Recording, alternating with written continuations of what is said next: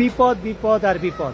2026 সালে আপনারা যারা ডেক্রেতো ফ্লুসিতে ইটালিতে কাগজ জমা দিতে চান, ভুলেও সেই সাহস করবেন না, কারণ নাপোলি, রিমিনি, রাভেন্না, মিলানোতে অনেকগুলি বাংলাদেশি কাপ পাত্রনাতা আছে যারা রাভেন্না আর রিমিনি থেকে অনেক মূল্য অস্ত্র অতীতে উঠিয়েছেন।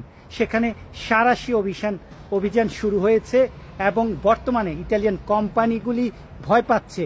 হাজার হাজার ইটালিয়ান কোম্পানিকে অ্যারেস্ট করা হয়েছে, তার সাথে ইটালিয়ান কিছু উকিল আর কিছু কাপ পাত্রনাত।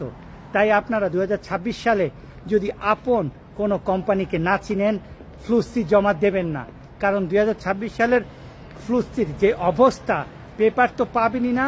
আর যারা দালালি করেছে তাদের নামে মিলান কারাবিনিরি বা পুলিশের কাছে বা নাপোলিতে যদি কেস করতে চান, আমার নাম্বার আছে, সরাসরি সেখানে বলেন, আমি আপনাদেরকে নিয়ে যাব।